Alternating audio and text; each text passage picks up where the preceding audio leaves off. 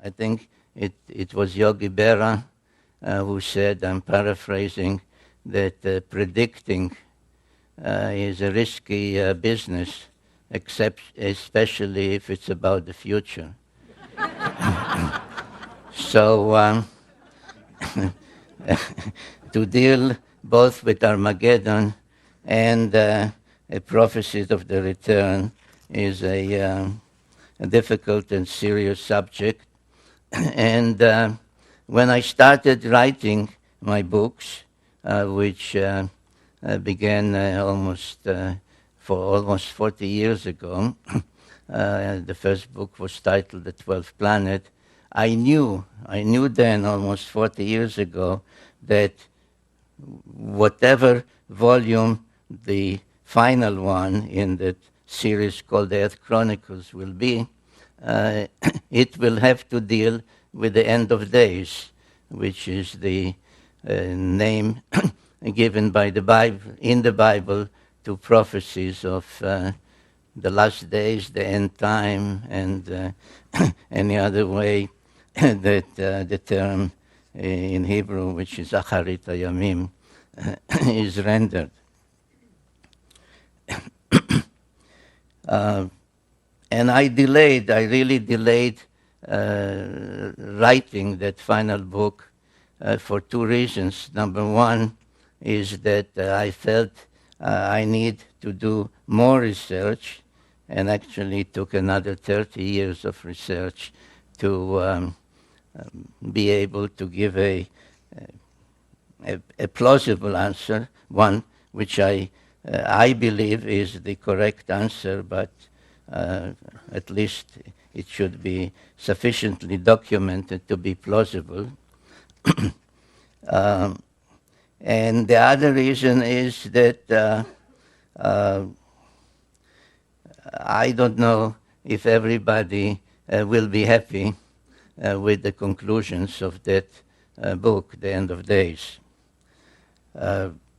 Certainly, I think many of those that are specializing in the subject of what's about to happen have focused recently on 2012 AD.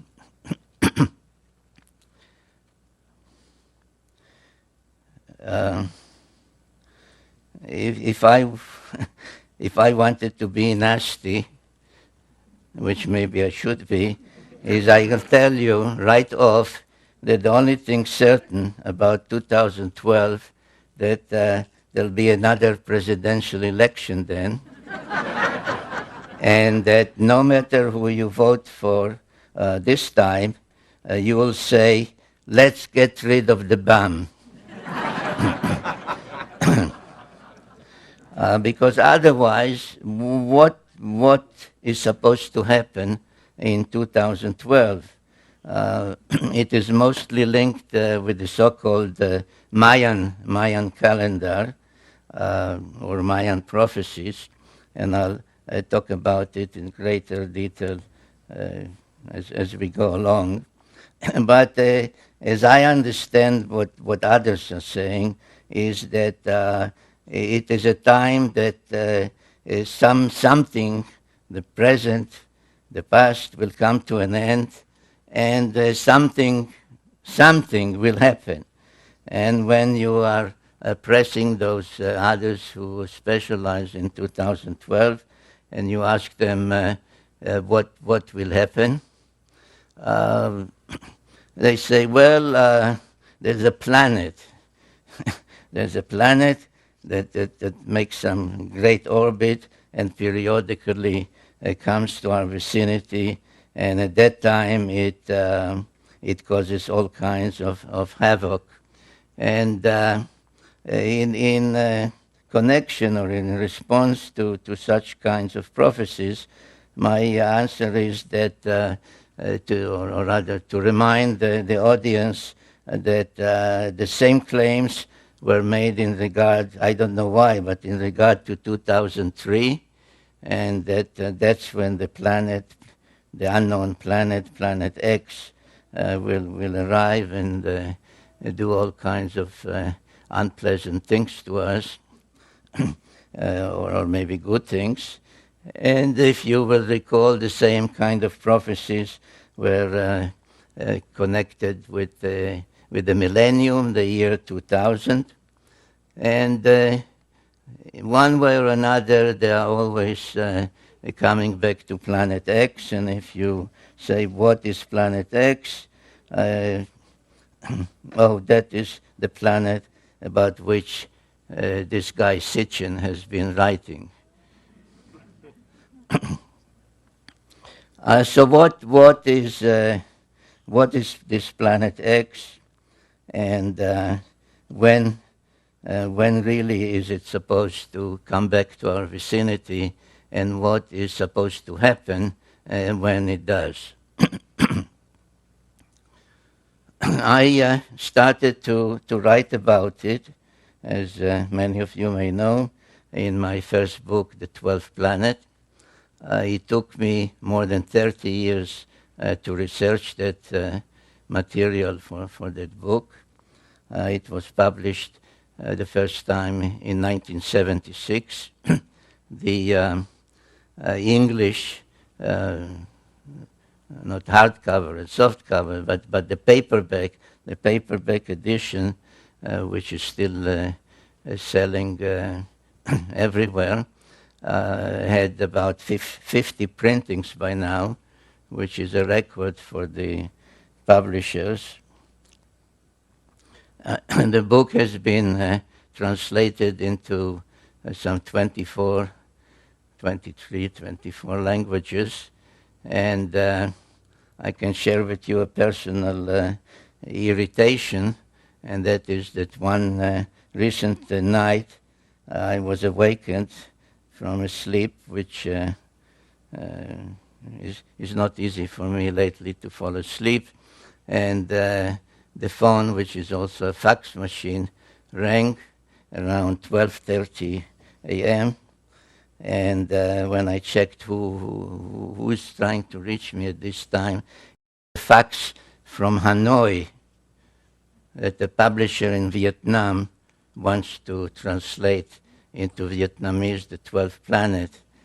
And though, it's been translated by now to almost any language you can think of, I was thinking to myself, somebody in Vietnam, in Hanoi, after all that that place means to us,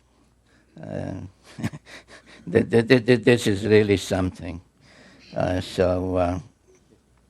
Now what I did in the 12th Planet, and maybe that is the reason for its success and for its still being so powerfully around, is that I brought to life a civilization that was hardly known before, and that is the Sumerian civilization.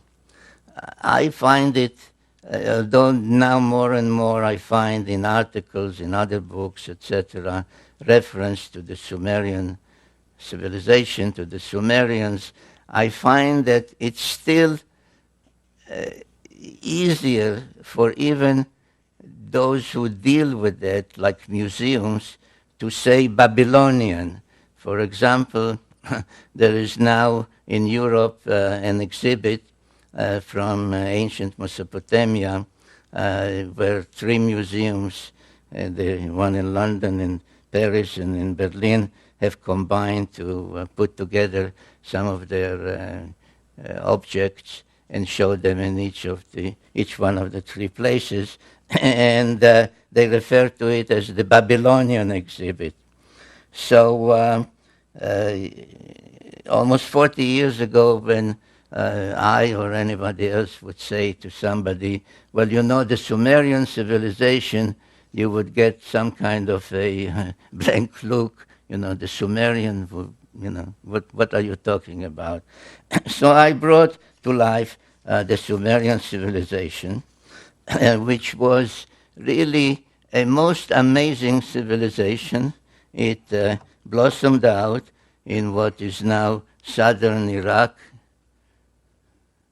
in that part of the world, This is the ancient Near East. This is the Mediterranean Sea, the Red Sea, Egypt, Assyria, Turkey, which was the Hittites then, etc. So about 6,000 years ago, an incredible civilization appeared there, and all those that deal with it use such words as suddenly, unexpectedly, out of nowhere, because there was no gradual or any kind of precedential civilization that you had this and this and this, and was a higher level, a higher stage. Suddenly, from what we may call primitive, though they were not primitive people, but they were farmers, hunters, etc. But suddenly there appeared cities, high-rise buildings, societal organization, kings, priests, codes of law, literature, art, music, musical instruments, all of that within a very short period, appeared about 6,000 years ago. And I sometimes find it necessary to ask people to stop for a minute and think, what is 6,000 years? So we are about 2,000 years removed from the time of Jesus. Now, that time was about 2,000 years removed from the time of Abraham. And then add to that another 2,000 years, and that's where we are talking about, where this great civilization appeared so suddenly. And without devoting the whole evening to that civilization and all the firsts to which we owe a debt. For example, if you look at your watch and you have 60 minutes in an hour, why do you have 60 minutes? Because that's the basic Sumerian mathematical system called sexagesimal base 60. They went from 1 to 60, and then like we go from 1 to 100 and 101, then they went from 1 to 60 and then 61, so there was base 60. A circle has 360 degrees. Why? Because it is 60 times 6.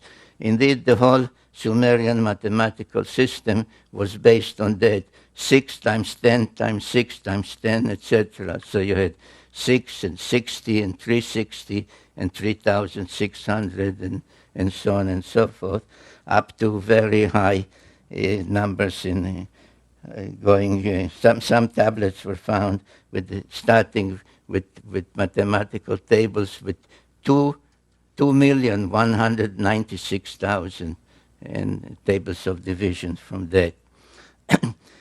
So the legacy of Sumer, be it in the first wheel and so on and so forth, is really incredible. So, but I want to mention tonight at least three of their firsts. One is writing. They developed a writing system called cuneiform, where the scribe using a stylus would make wedge-like symbols or indentations in wet clay, which when it dried would become a permanent record. I don't have a sample of a tablet with me, but let's say that this is a clay tablet, and I once held up a copy of my book, not this one, this DVD, and I said, which one of the two do you think would last another 1,000 years? The printed book or the clay tablet? And the answer is the clay tablet. So we have writing, which of course meant a language and grammar and literature and epic tales and lullabies were written down, recipes. For example, in the book, The 12th Planet, I give as an example a recipe for what the French call coq au vin, meaning a chicken cooked in wine. There were proverbs. It's really mind-boggling, but I won't spend the whole evening on that. So writing was one of them. Another thing was pictorial depictions. They took stones, mostly semi-precious stones, and made cylinders about an inch or so, sometimes longer, but basically about an inch, a cylinder of an inch, and would engrave, and nobody has figured out to this day how, in this hard stone, they would make an engraving in reverse, like a negative, which when rolled on wet clay would become a permanent depiction, the way we say print our presses, the rotary presses now, the newspapers. So literally thousands of cylinder seals, and even more so, their imprints have been found, and any museum worth its salt has these cylinder seals or their imprints on display. And those depictions tell us a lot, and I will refer to some of them. And the third thing that I would like to mention and stress this evening was high-rise buildings. They were the first to use bricks and to build high-rise buildings, like stage pyramids that would rise 100, 120, 160 or more feet high. Some think that these were the towers of Babel, mentioned in the Bible. Actually, it's not so, but every major city, Sumerian city, had a sacred precinct, and the sacred precinct had such a ziggurat, as they were called. And they were used primarily for astronomical observation. And indeed, their knowledge of astronomy, or in the field of astronomy, is one of the most amazing Sumerian legacies. And this is, for example, the imprint of a cylinder seal. You can actually see the seal in Jerusalem. There's a museum there called Bible Lens Museum. And this is, if you ask a regular scholar, what is it? They'll show it. He'll say this is a beer drinking scene, because the Sumerians were also the first to invent beer. And drinking beer was a social event. You can see people are coming to participate in that, and beer was drunk through a straw. The way I understand in, say, in Latin America or in Argentina, they drink mate tea with a straw. But as many other cylinder seals, they were decorated with celestial symbols. And if you study this one, you find out that it depicts the sun, it depicts the earth and its moon, it depicts what we call the asteroid belt, which is a belt orbiting between Mars and Jupiter, and nobody knows or nobody, I mean, I say nobody because I do. Others claim they don't know how it came about. It's the remains of some planet that was destroyed, exploded, except that if a planet explodes, the pieces fly in all directions, and in this case, they orbit like a belt between Mars and Jupiter. So you also have Mars and Jupiter. Here's Jupiter. You have the asteroid belt, which we have discovered only in modern times. And beyond Jupiter, you have Saturn and its rings, which we did not know about until the invention of the telescope. Now, this cylinder seal is from about 2000 BC, from 4,000 years ago. So this is an example of the amazing Sumerian knowledge in astronomy. But there is even one more amazing cylinder seal, which caused quite an uproar at the museum where it's kept. It's in a museum in Berlin at the time when I came across its existence. It was East Berlin, but they cooperated with me. They sent me a photograph. And if you ask scholars what is the scene depicted, they say, well, this is the god of agriculture granting the plow, a primitive plow, to mankind.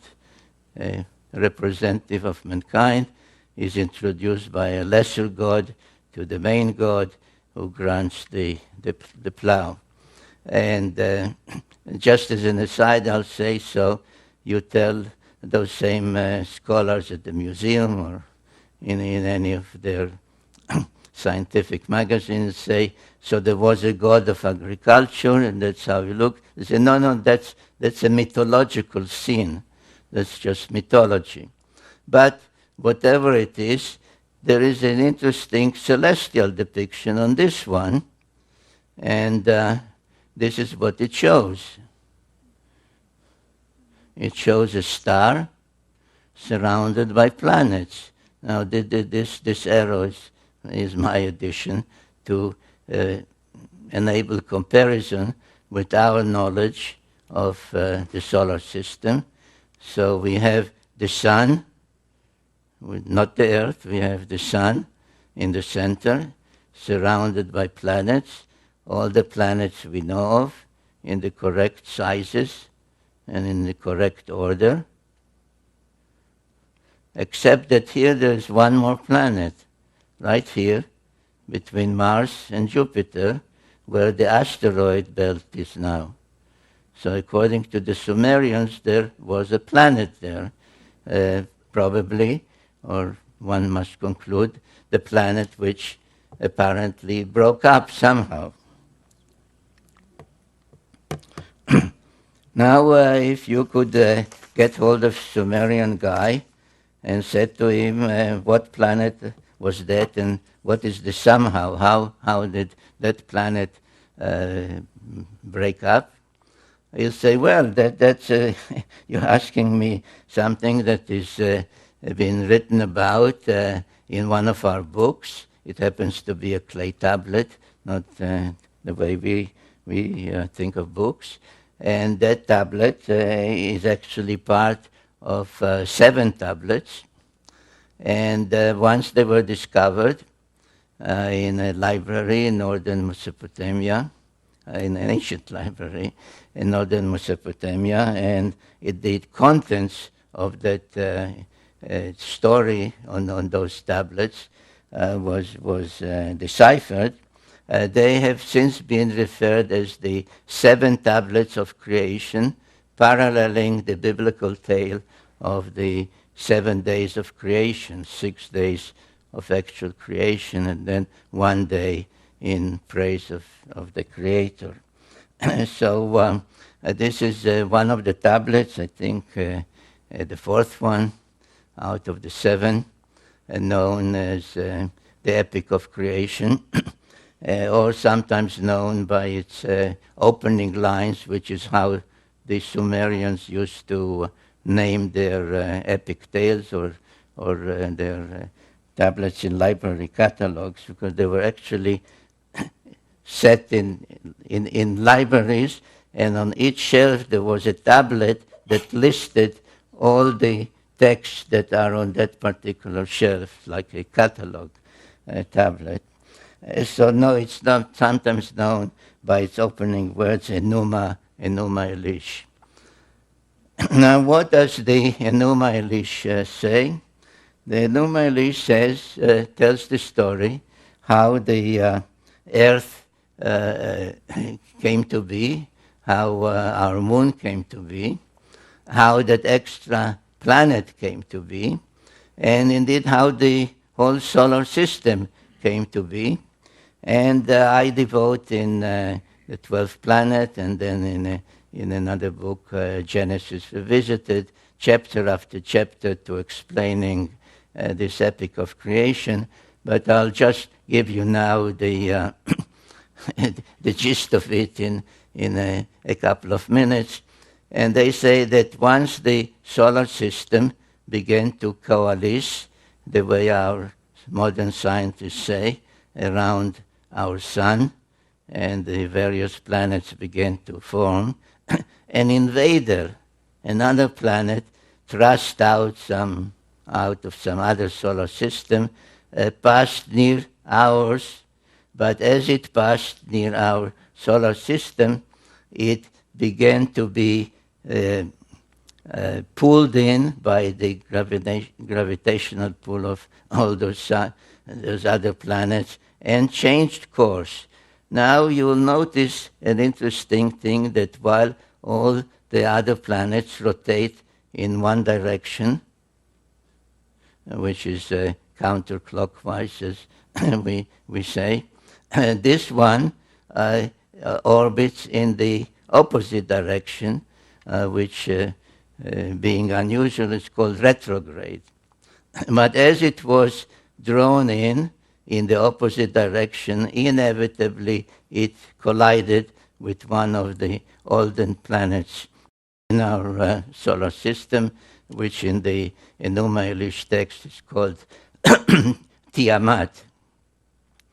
And this planet, the invader, which later was named Nibiru, acquired various satellites or moons as it was passing by the other planets. Tiamat, which is treated as a female celestial entity, had 11 satellites, one of them quite large, unusually large, called in the tale Kingo. And when the clash finally occurred, it referred to in those texts as the celestial battle. Tiamat was hit twice, actually. This is just one of the drawings from my books. Was hit by some of the moons, the satellites of the invader, and was broken up. Half of it became bits and pieces, the asteroid belt,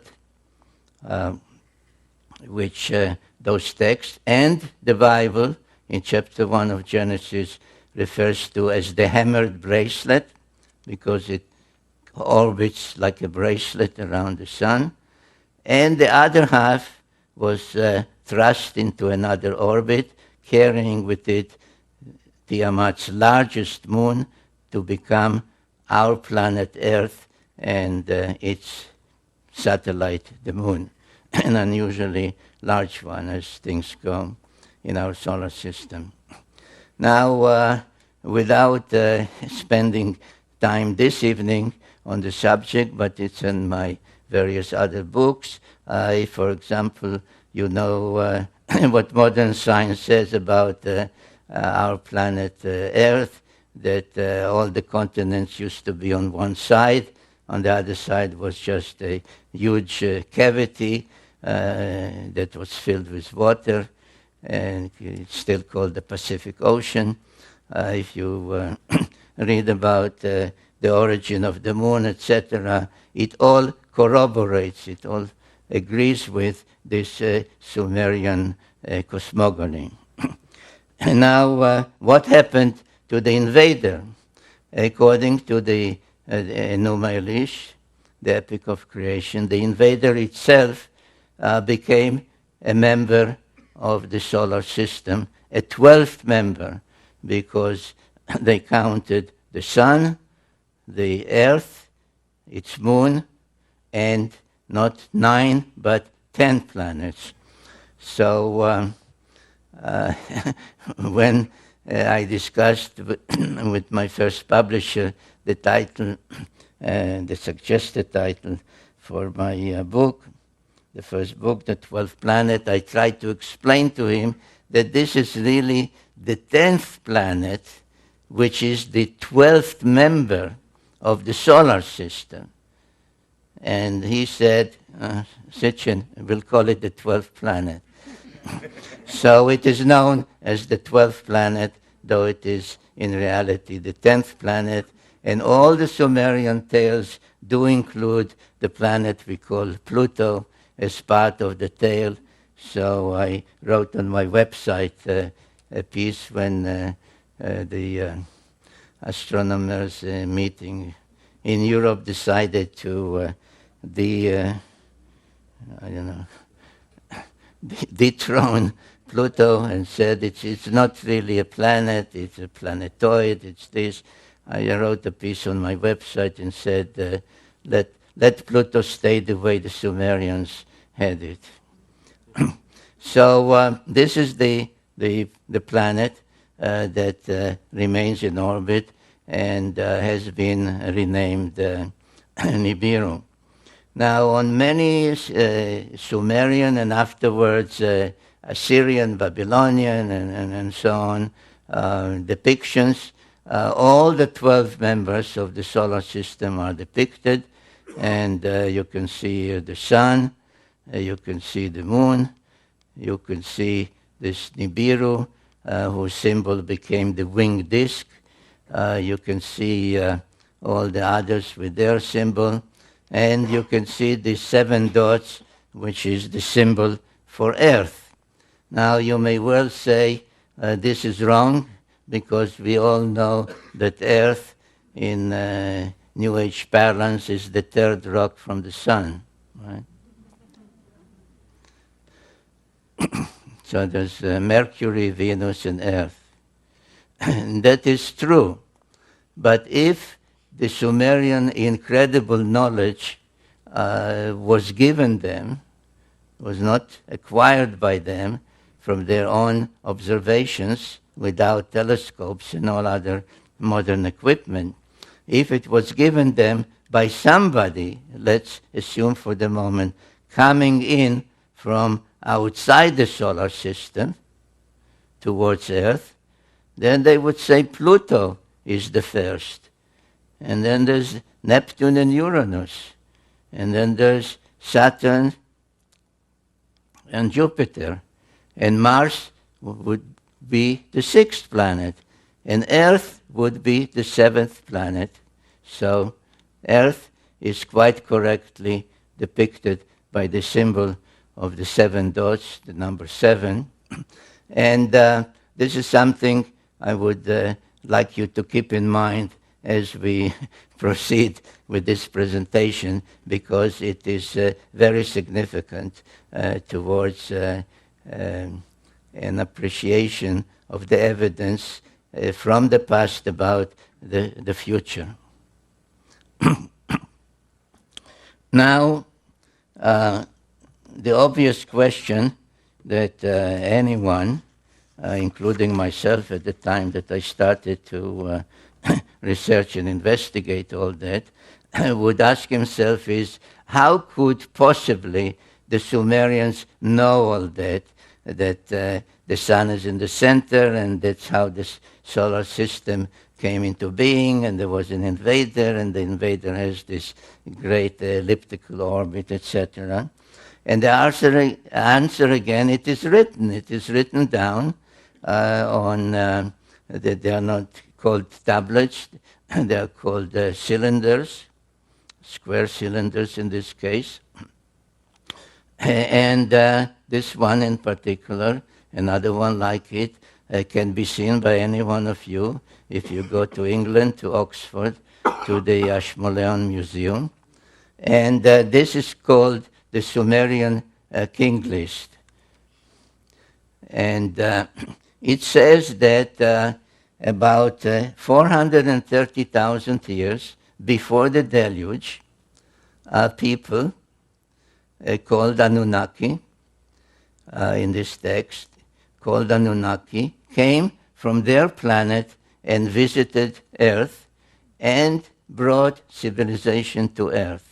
In fact, it says, this and other records like it, say that civilization was brought down, and the term used in the Sumerian for the civilization is kingship.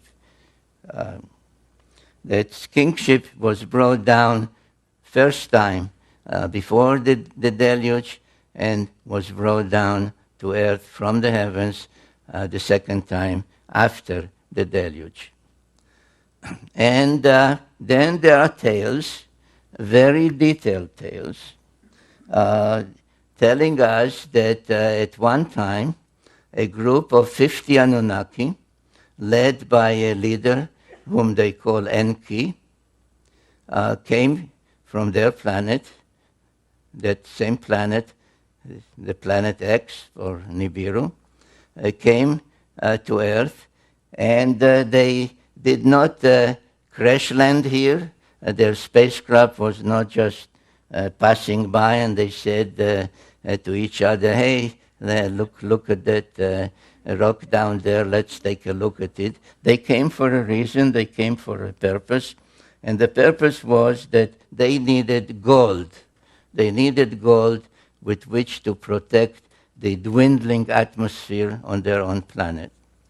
And the tales, which are very detailed, then tell how Enki came and tried to obtain the gold, how his attempts to get it, to extract some gold from the waters of the Persian Gulf did not succeed, so they had to turn to actual mining. And then another leader was sent called Enlil, and etc., etc. So what happened? And there are many statues of Anunnaki, male, female, but this one of Enki is the only one where his fist, if you can discern it, is made of gold, which I believe indicates the purpose for which he came. Now, Enki stayed on Earth quite a long time, and at some point felt that he ought to tell his story of what happened on their planet that made him and his group and the other Anunnaki come to Earth, and what happened on Earth after they came and landed here. And there is an actual text known to any Sumerian or Assyriologist, as some call themselves, that they will say, yes, there is such a text that is an autobiography of Enki that starts by saying, when I approached the earth, I saw greenish marshes. We splash-landed in the waters.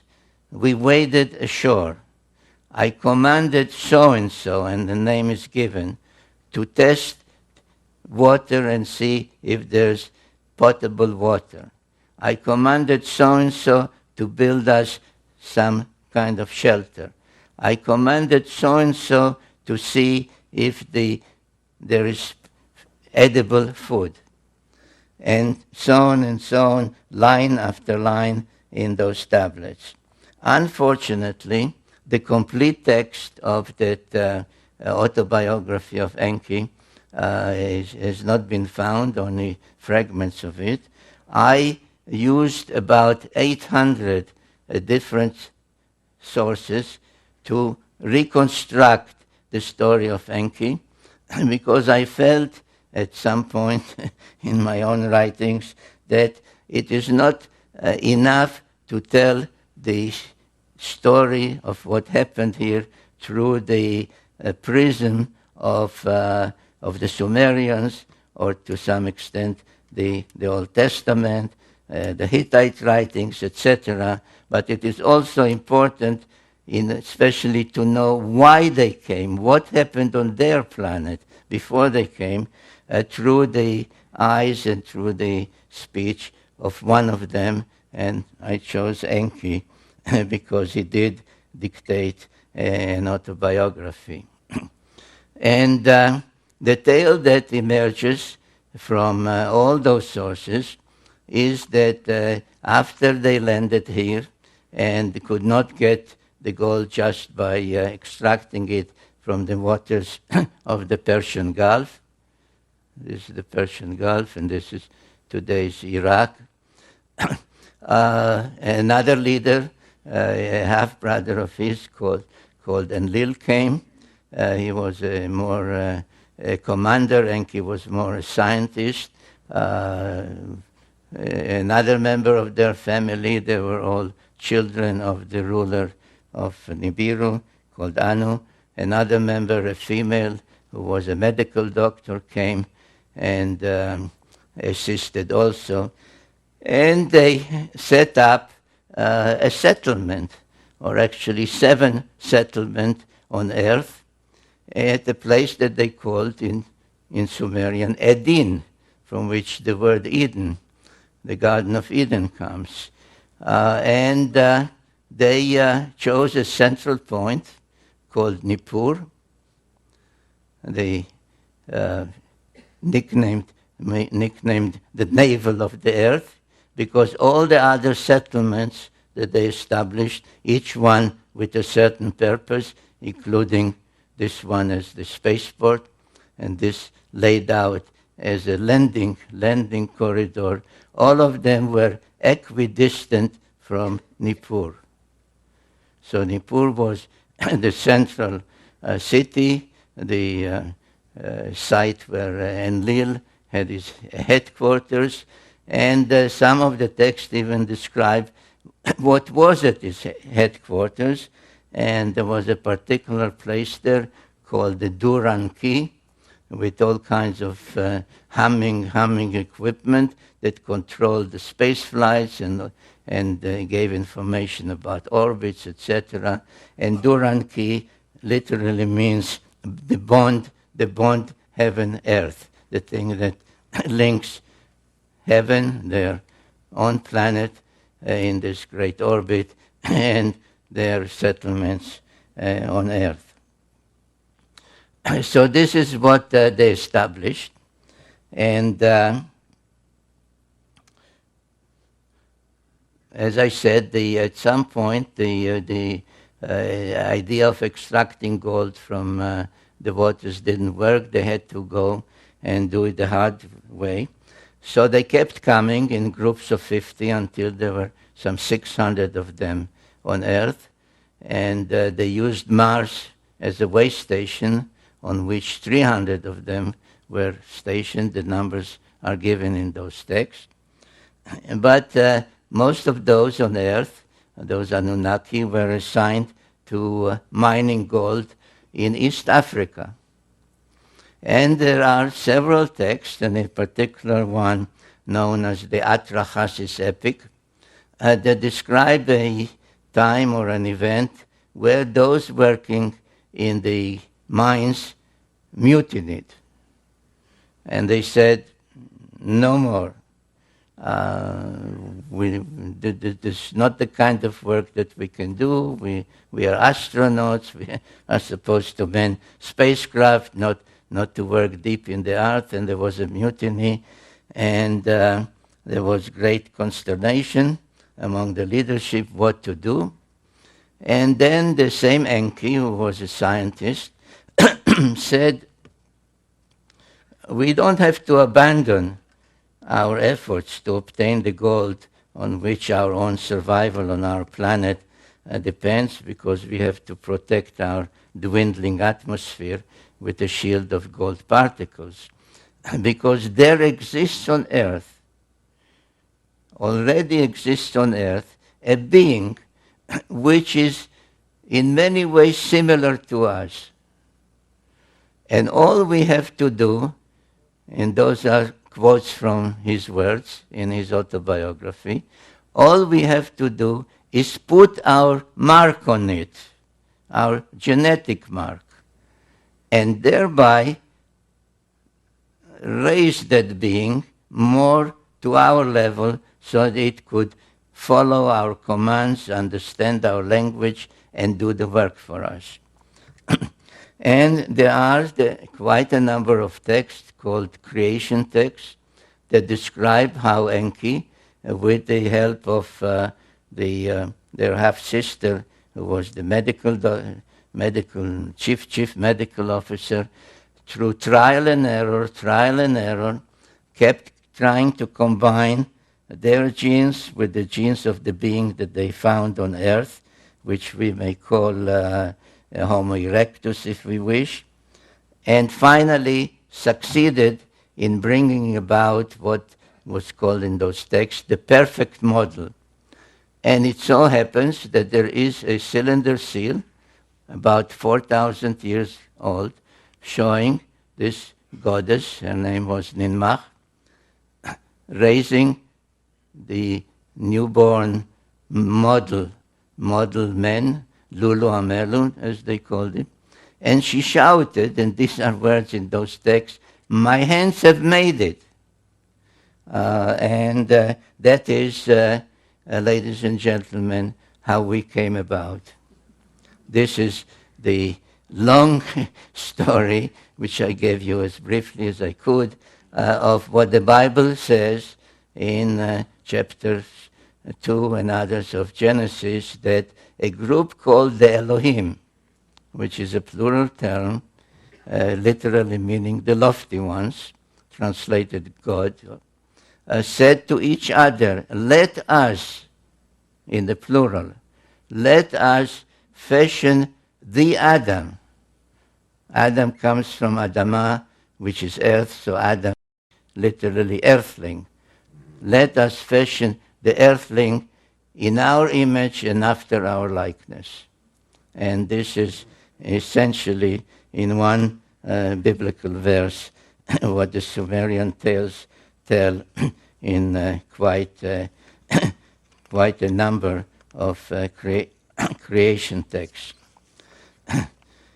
And then after they achieved that and everything seemed to be in order, the deluge came and destroyed everything. So after the deluge, there are tales, by the way, Sumerian tales describing the deluge and its reasons and its what caused it, and why was one God angry and said, "Let mankind perish," etc., etc. But that's needs another evening. So after the deluge, when the water subsided, they had to restruct and recreate and restart everything from the beginning, and they could not do it anymore in the Edin, today's Mesopotamia or Iraq, because it was all covered with millions, or now one should say billions, of tons of mud, and nothing could be done there until the earth would take generations and generations to dry. So they shifted the whole project from where it was. If you recall, it was this way. Everything was anchored on Mount Ararat, the twin peaks of Ararat, which stand out as a marker, and laid out exactly the same idea of a landing corridor this way. Now they used as one of the facilities to serve their purposes a great platform that they had built here and that survived the deluge, right here. And again, using this notion of equidistance from there to the spaceport, which was here and here, to create the whole landing pattern, they chose a new mission control center, a new place for the Duran key, right here. And this place is known today as Jerusalem. So Jerusalem, and I sometimes, either at seminars or when I took groups with me to tour these places, I would say to them, why is Jerusalem sacred? I say, well, it is sacred to Muslims because the tale is that Muhammad was taken from Mecca or Medina one night on a winged horse and brought to Jerusalem, and there he was taken aloft and visited heaven for one night. So that's. But why was Muhammad taken to Jerusalem? Why wasn't he lifted just from Mecca or Medina? Well, because that place was already known as a sacred place, because Christians believed that that's where Jesus preached and was crucified, etc. So I said, so why was Jesus crucified in Jerusalem? He was born in Bethlehem. He came from Nazareth. Why Jerusalem? Well, because that's where the temple was. The Jewish temple, the Temple of Solomon. So why was the Temple of Solomon there? Well, people don't know. So I tell them, well, it was there because the same Anunnaki who had this pattern and had Nippur as the navel of the earth and mission control center before the deluge, set up this layout and made Jerusalem mission control center after the deluge. And equidistant from it is the spaceport and Twin Peaks, emulating the Twin Peaks of Ararat. Twin Peaks are here in the Sinai Peninsula, and Twin Peaks, artificial ones, because there were no mountains there. So they built two mountains known as the Giza Pyramids. Now, things did not go so well after the reconstruction and the setting up of the alternate mission control center. The Anunnaki, who, according to the tales by Enki and others, were engaged in almost constant wars on their planet, had at the time a leader called Anu, but he was actually a usurper. He usurped the throne. And under the Sumerian sexagesimal system of 6 times 10, 60, etc., he ranked as the top rank 60. And his successor was a son called Enlil, who was given the rank 50. But Enlil was not the firstborn son. It was Ea, or Enki, as previously known as Ea, Enki, who was really the rightful successor, but he was demoted to rank 40, and so on. So there was a pantheon of 12, matching the 12 members of the solar system, and matching other 12, without belaboring it, 12 months of the year, 12 tribes of Israel, 12 disciples of Jesus, and so on. So 12 was a celestial number. So the relationships were such that the conflict was almost inevitable, especially since it had a lot to do of who was mothered by whom, who was the father, who was the mother, if this one was also the son of Anu and Antu, then he was this rank, but if this one was only the son of this one, but not this queen, he had another rank. So the relationship was quite confused and convoluted and leading to conflict, which soon appeared on Earth. And one of the events that took place, not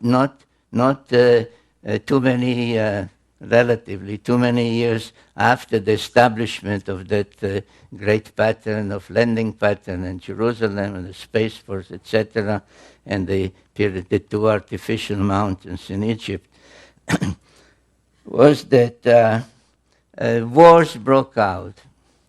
And the first war that I named in my book, The Wars of Gods and Men, the Pyramid Wars, because there was a series of them, had to do with these facilities, because in the Great Pyramid, one of the two especially, which is the only one that has an ascending passage and chambers, all the others have just a descending passage, they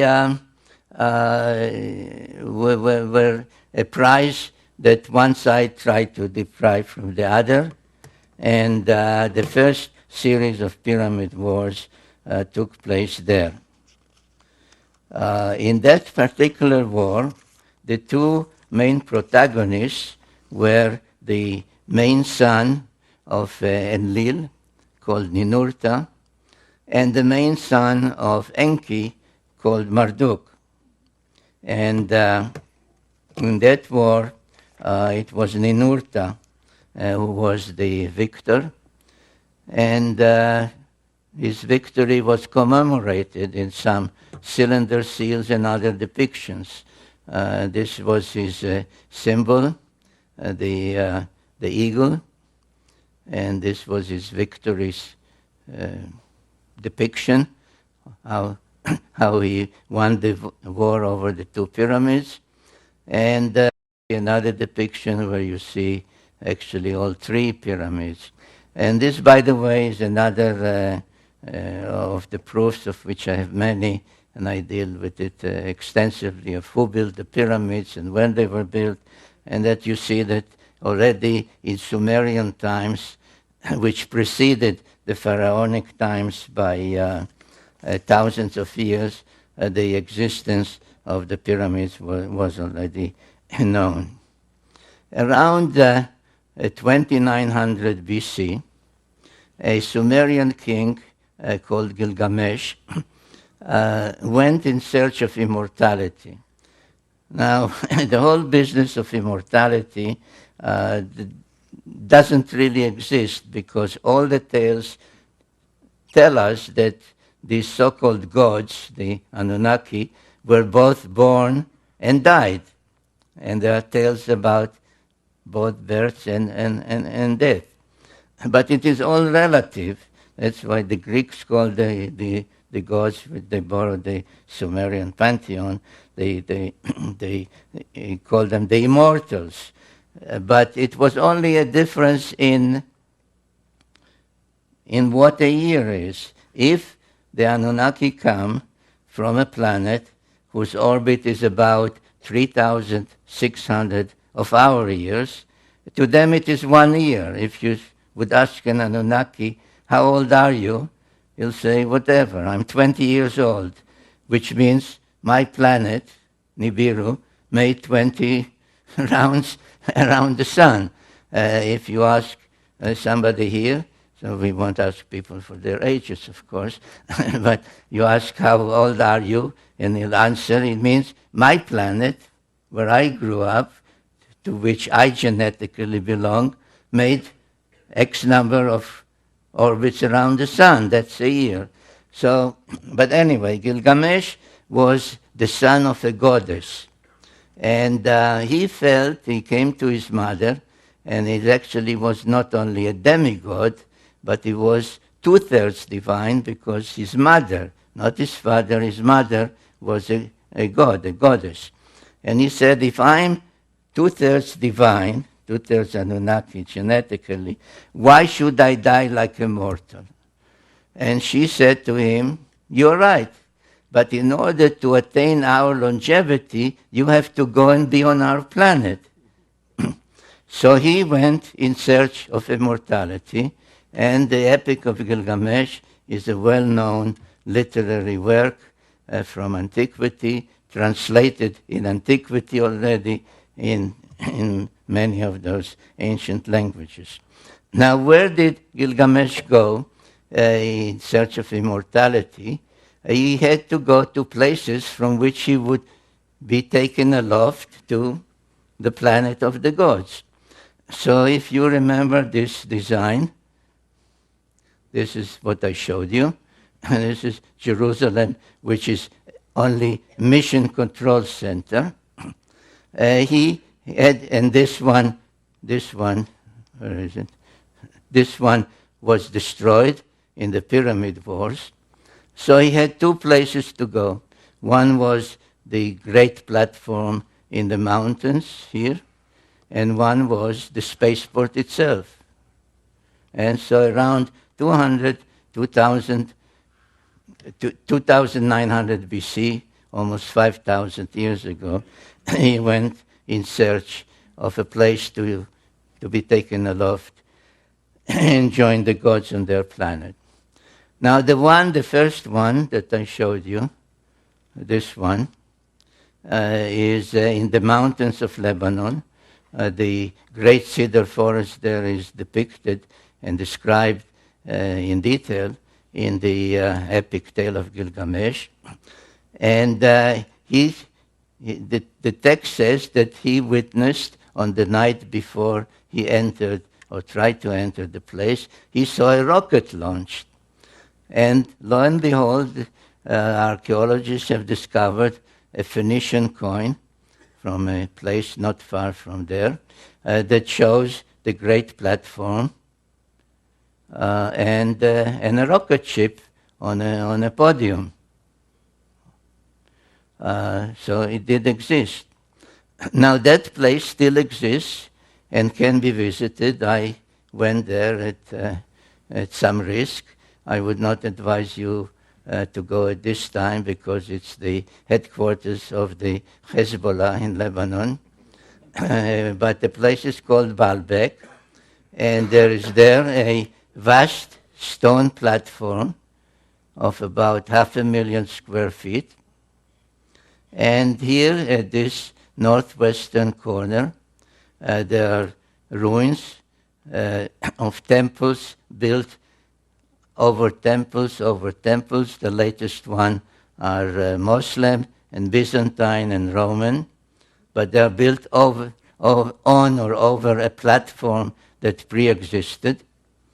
And these are some of the most ancient ruins that you see there, of levels that keep rising from down there, rising and rising and rising and rising and rising. And these stone blocks weigh between 600 to 900 tons each. And the immensity of the place is mind-boggling. Even more mind-boggling is one of the courses in the western wall of that enclave, on the western wall, on top of these huge boulders. And the three of them, 1, 2, and the third one, known as the Trilithon. This is the drawing, the image. This is a line drawing of a person, so you can see the scale. So there are three of these huge stone blocks lying in one of the courses, one of the levels, next to each other. And they weigh 1,100 tons each. Now, there is no piece of equipment, even today, that can lift 1,100 tons, or even 1,000 tons, or even 600 tons. There's no such piece of equipment. Yet, and this is his photograph, by the way, I think, can you see that little ant there? That's me. I'm standing there. And this is the first trilithon, and then there are two more. Now we know where they came from, because about 1.5 miles away, there is the quarry from which those stone blocks were cut and lifted and brought. And one of them is unfinished. So right here it's still part of the native rock, and this part has been already cut. And again, this is me there. So you can see the size. So somebody in antiquity, and according to all the evidence before the flood, cut those stones and lifted them over 1.5 miles and put them there, not drop them on the ground, but put them exactly where they should be, where they belong. And the question is, what was the purpose of this whole thing? As I said, Gilgamesh reported that he saw a rocket ship launch there, and the Phoenician coin also depicted. And it was only after I saw photographs of about a year ago, I think, of the Chinese launching their spacecraft for the first time.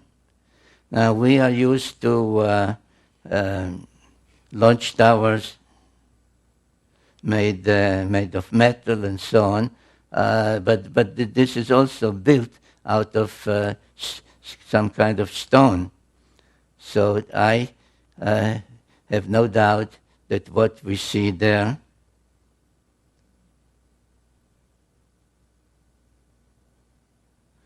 now, where is the one?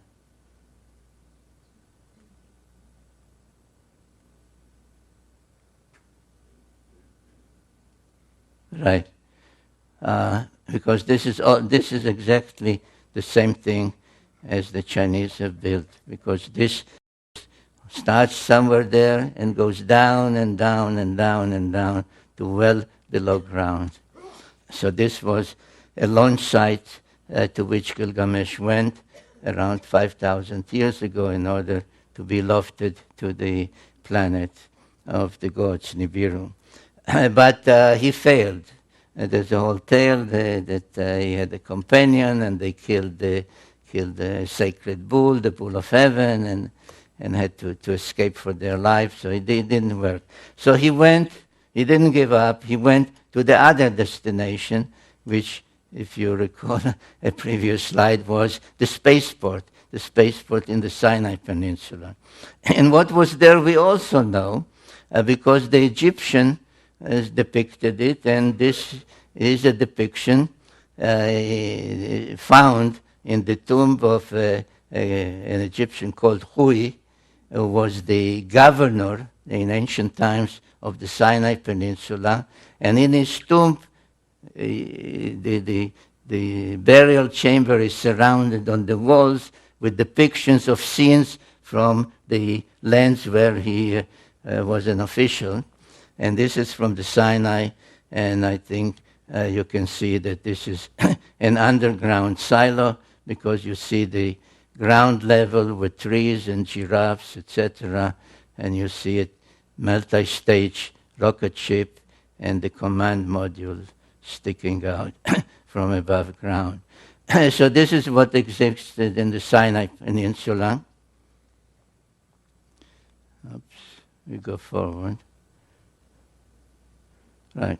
And again, like in the Sumerian tales, there are Egyptian texts. The collection is called the Book of the Dead, because the Egyptian pharaohs claimed that they have, by being a pharaoh, they were divine, semi-divine, demigods, and had the right after they died, in an afterlife, to join the gods in an afterlife.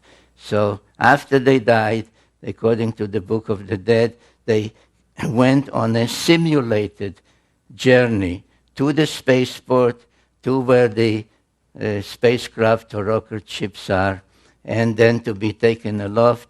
And the Book of the Dead has many illustrations. This is just one of them that shows the 4 pilots that welcomed him aboard the spacecraft, one of the pharaohs. So there's no doubt that there too the facility for being taken aloft did exist. However, it does not exist anymore. Baalbek still exists in ruins, but the spaceport in the Sinai does not exist because in one of the next wars between the various clans of the Anunnaki, the Enlilites, the Enkyites, Ninurta, Marduk, etc., they resorted to the use of nuclear weapons. And the spaceport in the Sinai was a target. And you can see to this day 2 things. One is you can see the immense cavity to this day from space. This is a NASA photograph. And the crack in the peninsula is a result. And if you go there, which I did by myself and with a group, if you go there, you find in that particular spot, you find in the middle of pure white limestone mountains. Everything is pure white. You see a huge field with broken, burnt, and totally blackened rocks. And one of the visits, I took samples. They were tested. There's possibly some radioactivity, but it's inconclusive. But in 2024, almost 4,000 years ago, the Anunnaki resorted to the use of nuclear weapons. There is a long text called the Era Epic, ERRA Epic, that describes the reasons, who did it, how they did it, what the number of nuclear weapons that were used in 2024. The unintended consequence of that was that a wind blowing from the Mediterranean brought what they called in those texts, they're called lamentation texts, they called the evil wind that brought death to everything alive in Sumer. As the nuclear wind passed, reaching from the Sinai to Sumer, it did not destroy anything. The lamentation text lament that the stalls stand, but the animals that were there are all dead. The houses stand, but everybody who lived in the houses lies dead in the streets, on the roofs, etc. And that was the end of the great Sumerian civilization about 2024 BC. And in that one, unlike in the previous wars, where Ninurta, the son of Enlil, was the victor, Marduk, the son of Enki, was the victor, and that was the beginning of the rise of Babylon. Instead of Sumer and Enlil and all the others, it was now the era and the time of Marduk and the Babylonians. Now we are starting to leave ancient history, and we are starting, or I'm starting, to take you by the hand and lead you not only to the present, but also to the future. And to understand where history is taking us, this map is the key to it, and please try to remember it. If you recall the layout of the landing corridor from Mount Ararat this way, and Jerusalem as Mission Control Center, the spaceport, the Giza pyramids, and the place in Lebanon called Baalbek today. These are the 4 space-related sites that if you keep them in mind, you understand what happened afterwards, what happened in recent times, and what the present conflict is all about. When the dust, let's use that expression, the dust of the nuclear explosion and the demise of Sumer settled, several hundred years later, when perhaps passage was possible again after the use of nuclear weapons here, a major event took place. It is called the Exodus of the Israelites from Egypt. And the Bible says that after about 400 years, God remembered. He said, oh, by the way, I forgot all about those people.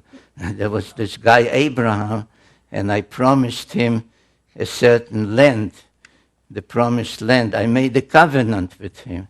And then I forgot all about it. But now it's time to fulfill my promises. And the Israelites left Egypt, and I didn't write it yet in any of my books, but I can tell you now that if I ever do, I will tell you that the starting point of the Exodus was the Sphinx, because the Sphinx gazes precisely along the 30th parallel towards the spaceport. There was, of course, no more spaceport there, but the mountains remained, and the mountain which held the various facilities was there, and the Bible calls it Mount Sinai, the mount in the Sinai Peninsula, Hara Elohim, the mountain of the gods, of the Anunnaki. So they were sent here on this Exodus to resume the relationship, the commandments, etc., which required for them to proceed to accept all the moral teachings of the Sumerians. I think in my very first book, The 12th Planet, when I talk about the Sumerian law codes, I say everybody, most people know about all the ancient law codes. Hammurabi, the Babylonian king, his law code, which is on a stone block in the Louvre in Paris, is a code of crime and punishment. It says, if you did this, that's your punishment. The Sumerian law codes, and there's one, for example, by a king 1,000 years before Hammurabi, 1,400 years before Hammurabi, that was a law code of justice that said you shall not take away the donkey of a widow. You shall not delay the wages of a day laborer. Those were the Sumerian law codes. So these were the Sumerian commandments, the Sumerian moral laws that had to be reaccepted, renegotiated at Mount Sinai. And once they were, they had to continue. There was difficulty in going straight. They went around, but anyway, finally they got to Jerusalem. And what did they do once they got to Jerusalem? They built the temple to Yahweh on a platform that existed there. And if you have not done it yet, I urge you to go to Jerusalem, because along the Western Wall, this of course doesn't exist anymore. This is now replaced by a Muslim structure. Along this Western Wall, just as along the Western Wall in Baalbek, in the landing place of Gilgamesh, and this is an aerial photograph. This is the area that's called the Temple Mount. and this is where the temple stood, and the Holy of Holies, and the Ark of the Covenant. Interestingly enough, that I noticed when I was there and when looking at there are trees everywhere, but not here. Nothing grows here. So this is the western wall, and an opening was made along the western wall after being blocked for thousands of years. And what was discovered there is mind-boggling, because in the same place, the western wall, as in the landing place where Gilgamesh went, there is a trilithon, not of 1,100,000 tons, but only 600 or 700 tons, 3 immense stone blocks lying one next to the other, just as there. And somewhere there, there is a sign that says that this is exactly where a tunnel leads to the Holy of Holies above the platform. This is another shot of the trilithon in Jerusalem. Now, when Yahweh, the God of the Bible, commanded David and then Solomon to build a temple exactly on a pre-existing platform, this is what he said. These are exact words in translation. And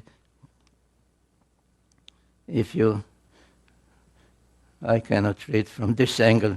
Will anybody read out loud, please? Thus has said the Lord Yahweh, this Right. is Jerusalem. In the midst of the nations I placed her, and all the lands are in a circle round about her. Well, in the midst of the nations, in the center of the circles. Well, that could not be more explicit that this is the layout of the Mission Control Center. Now, at about the time that the Hebrews, the Israelites, were restoring the platform in Jerusalem, other things were happening in the adjoining countries, especially those countries that followed Marduk, the Babylonian one. In Babylonia, on cylinder seals, the sign of the cross began to appear.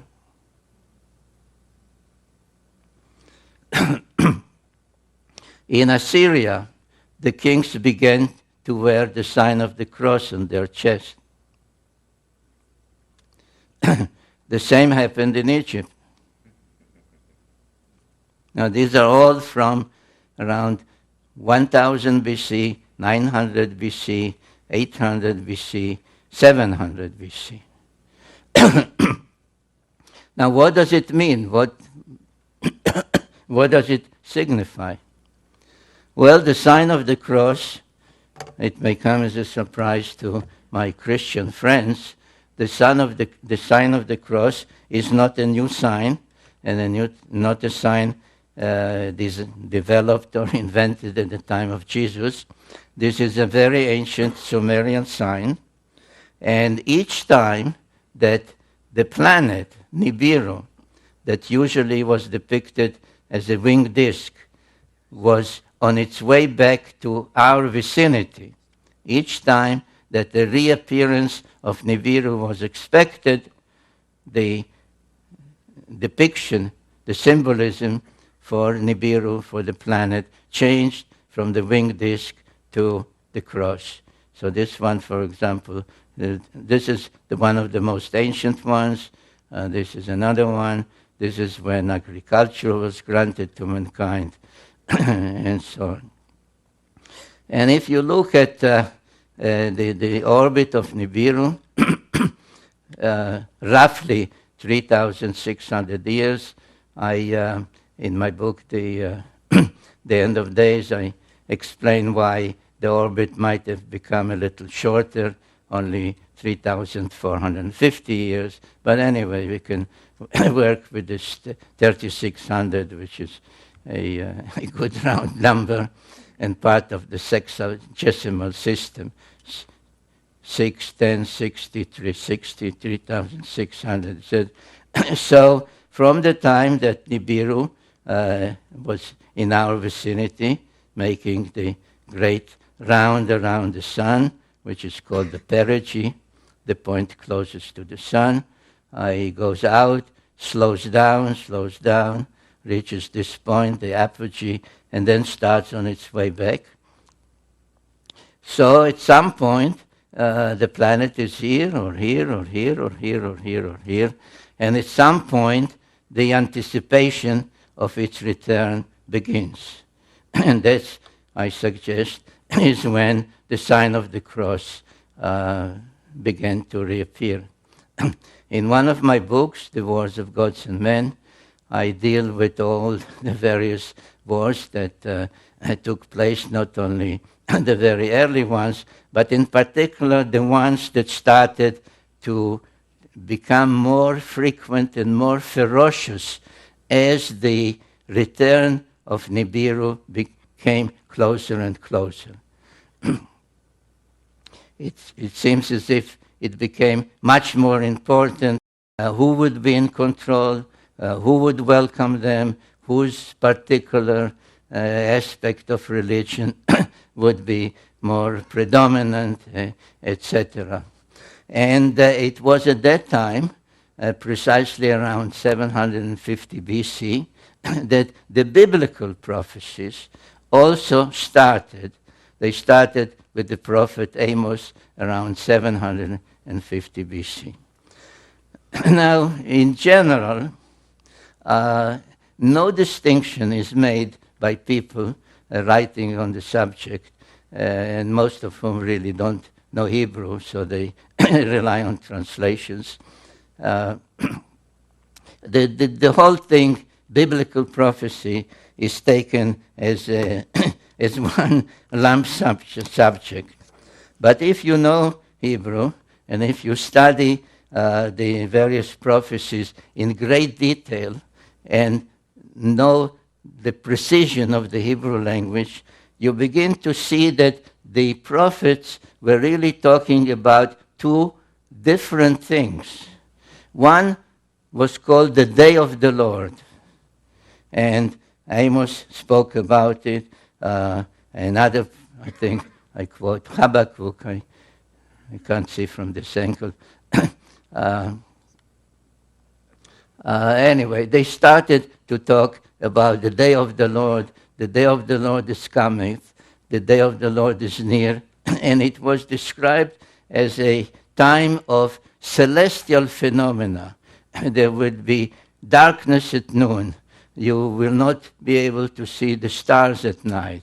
The moon will not shine its light, etc. and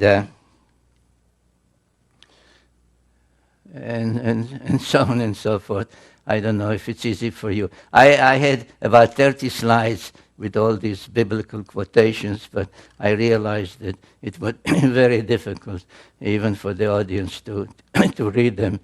So, at the same time, similar prophecies, known as Akkadian prophecies, Assyrian prophecies, Babylonian prophecies, began to also talk about the return, the celestial Lord would come from the south, would be first seen in this constellation, and so on. And I drew some of these charts to show you and show how you can relate some of the text to the progress of Nibiru coming back to Earth's vicinity. This is another sketch that really renders as a sketch literal wording, saying you first can see it from there, then you can see it here, and so on and so forth, as the planet returns. There were even discoveries of astronomical records. These are called astrolabes because they depict the circular heavens around Earth on plain paper with all the stars being named, where the progression of Nibiru from being seen in this part of the heavens to being seen in this part of the heavens at its apogee, its perigee, is actually recorded as having been witnessed and seen by Assyrian and Babylonian astronomers.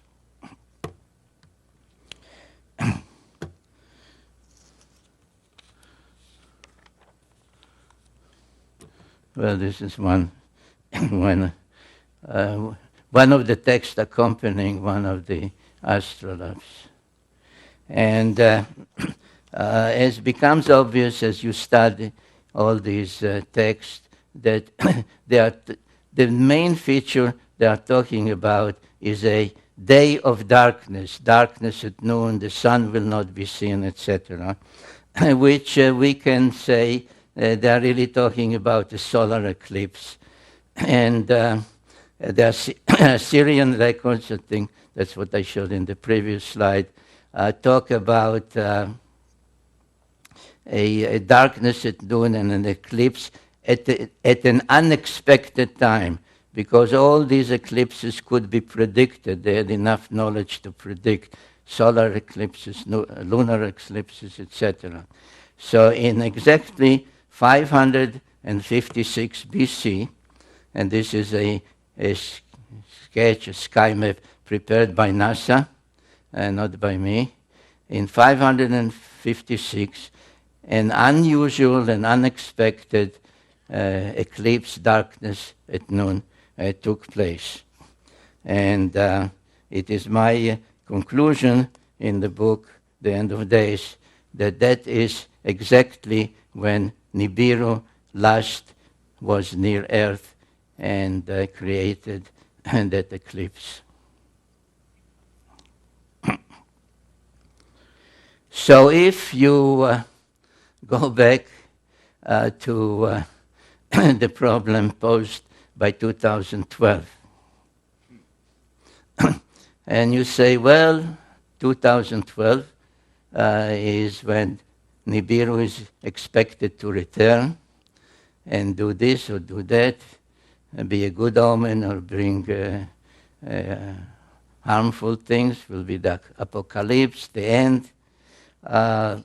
It does not work, because the last time that Nibiru was near Earth was 556 BC, and if it has an orbit of about 3,600, 3,400, 3,500 years, it ain't coming back in 2012.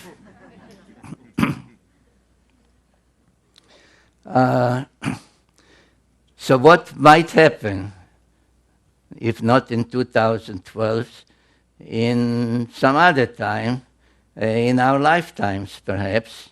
And this takes me to the other part of the biblical prophecies, where I told you that there were really two things that were discussed and prophesied from about 750 BC to about 550 BC, the time of Ezekiel.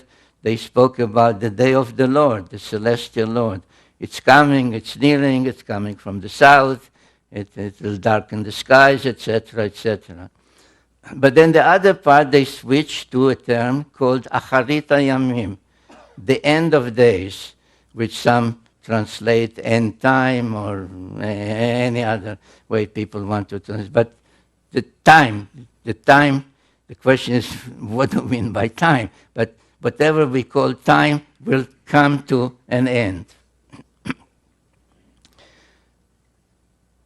And we have to remember, and this is the purpose of this slide, to show you that the Anunnaki were coming and going between their planet and the Earth, not necessarily when Nibiru was closest to Earth. As a matter of fact, they could not do that, because it is at this point that their planet, that slows down here, gains speed, and moves fastest around the sun. So the only way they could come here was if they left their planet ahead of time and speeded ahead of the planet and were here and then rejoined their planet, or when the planet was starting on the way back to slow down, then they would, as if literally, fall back towards the sun and come to our vicinity. So there were all kinds of ways, and there are tales. There are tales about this god, this goddess. There is a tale about a king called the Tana who was taken to heaven. He was afraid to continue the trip when he started to see the earth become smaller and smaller. There was one of the sons of Enki by an earthling woman called Adapa, who was taken for a visit with Anu in heaven, taken and brought back. So he did not stay 3,600 years on Nibiru. So comings and goings are possible even when Nibiru is not precisely at its closest to us. And what did happen in 556 BC, when so many of the other nations expected the Anunnaki to show up again, is that instead of showing up, they left. I don't have the slides here, and I'm not intending to spend more time because I'm way beyond my time already. But in the book, I suggest that the point of departure was the famous Nazca Lines in South America. But what is without doubt known, and this is perhaps part of the Mayan prophecies, is that the chief deity of Mesoamerica, whom the Aztecs called Quetzalcoatl, the Mayan called Kukulkan, which all meant the plumed or the winged serpent. Before he left, he said, and this is written down, he said, "I will return, I promise to return." And he promised to return at a certain point, which is related to the Mesoamerican calendars. Now, the so-called Mayan calendar, where the whole business of 2012 appears, is really a calendar called the Long Count, which was started not by the Mayas, was started by the Olmecs, people from Africa who were brought over by Quetzalcoatl, that I identified as the Egyptian god Thoth, were brought over in 3113 BC. And this is the calendar that the Mayas used. The whole business of 2012 is based because the calendar, its various symbols depict 1 day or 20 days or 360 days, etc. And this is called this one is called the Bakhtun, and 13 Bakhtuns. 13 Bakhtuns will culminate in, by some calculation, 2012. Now, it depends how one calculates, because it depends if you divide the days by 365 or by 360. One way that has been suggested only a century ago really arrives at 2087 as the Mayan 13th Bakhtun. But in general, my feeling is that it is not applicable at all, because if you follow the biblical prophecies, they are dealing with a cyclical timetable. this so-called Mayan calendar is a linear one, like day 1, day 2, day 3, etc.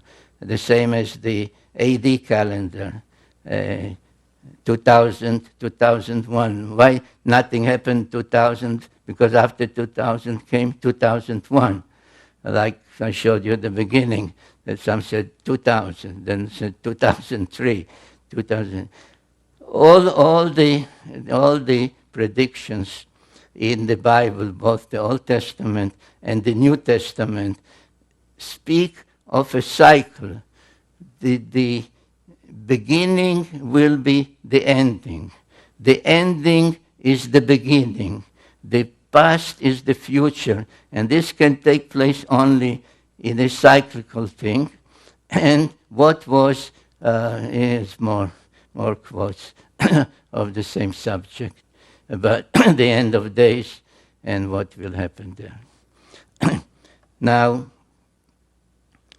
the best clues in the Old Testament about this whole business of the end of days, when will it be, not only what will happen, but when will it be, is in the book of Daniel.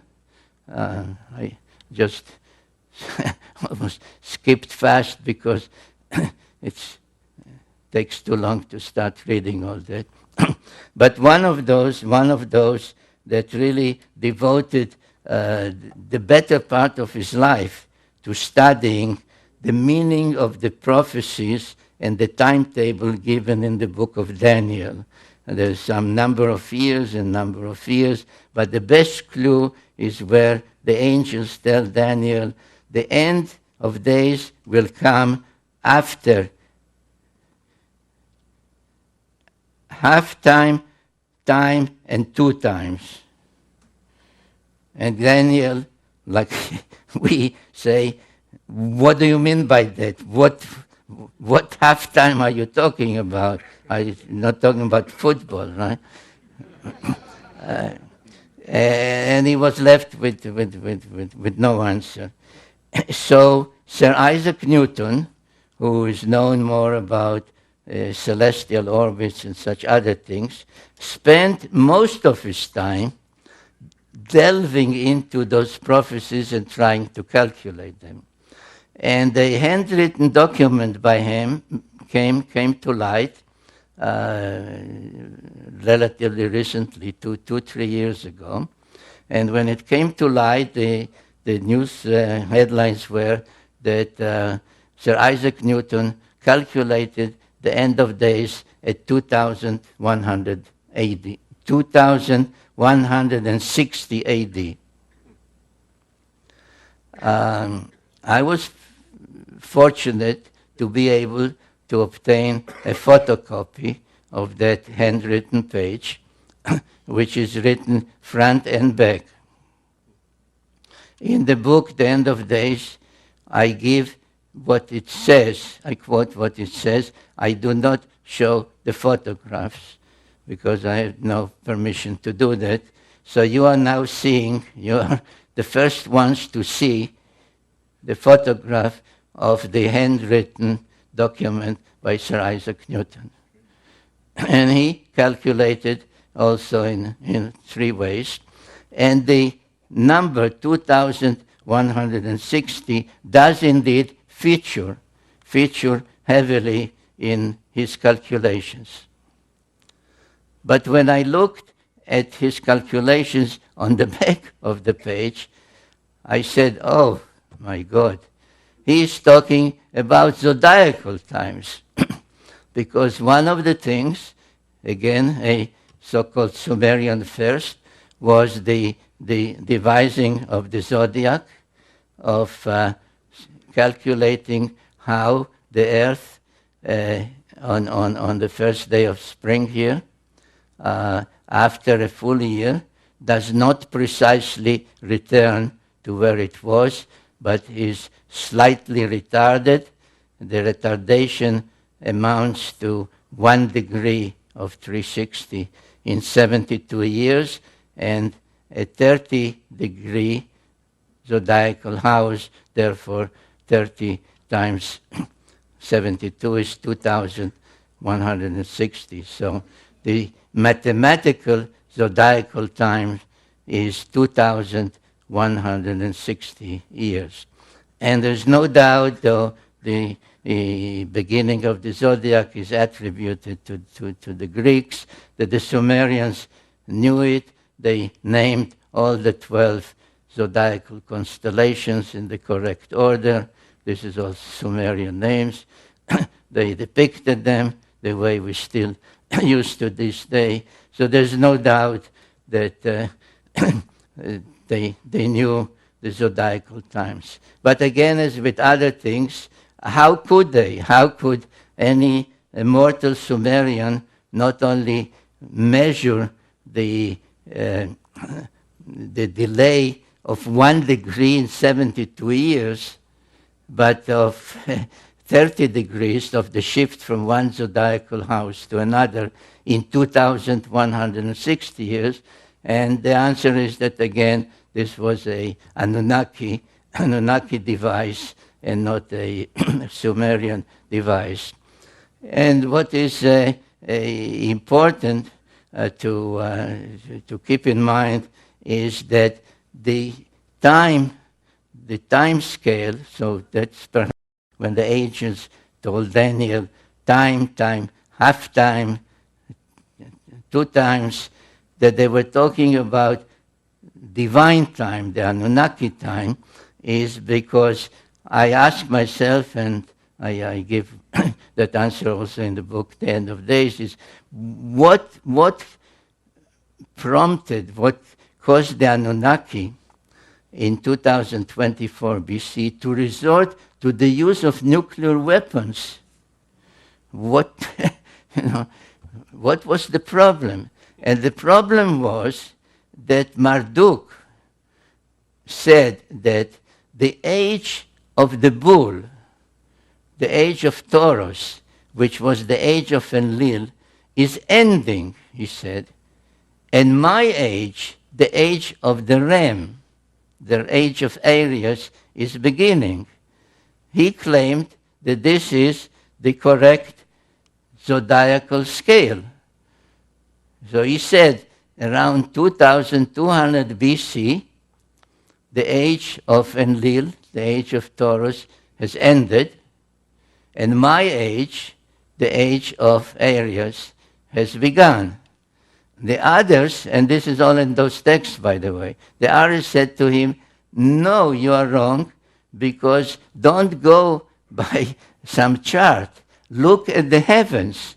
In the heavens, on the first day of spring, we are still in the age of the bull. We are still in the age of Taurus. Why?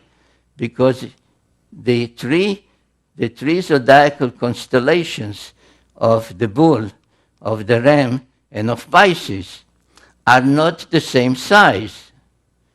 So, though Marduk claimed that his age has already begun, it was still observationally, really in the heavens, the age of Enlil, of his rivals, Ninurta, and so on. So this was such a bitter fight that they resorted to nuclear weapons to deprive each other of the spaceport. Now, there is another cylinder seal. It is at the Hermitage Museum in Russia.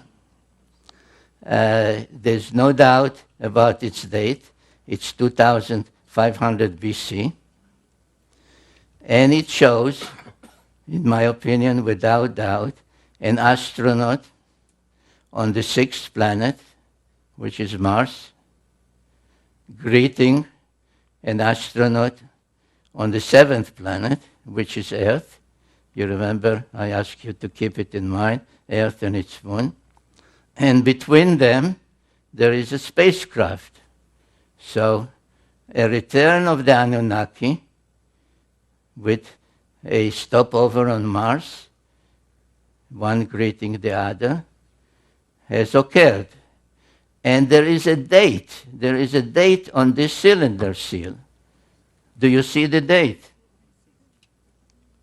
Pisces. the age of Pisces.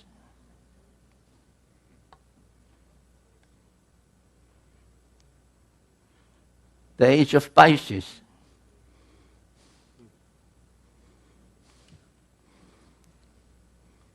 So does this mean that the return of the Anunnaki and the end of days, with its 2,160-year calculation, will still come about this century? Maybe. Because there is a because, ladies and gentlemen.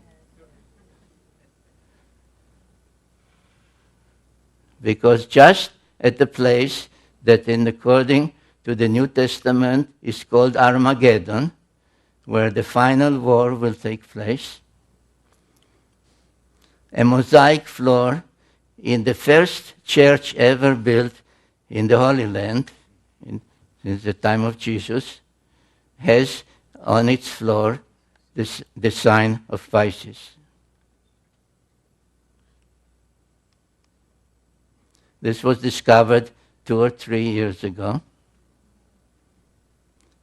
at Armageddon, which really means in Hebrew Har Megiddo, the Mount of Megiddo, which is in Israel. Now, are all these omens, or is it just a tale to tell you at ARE?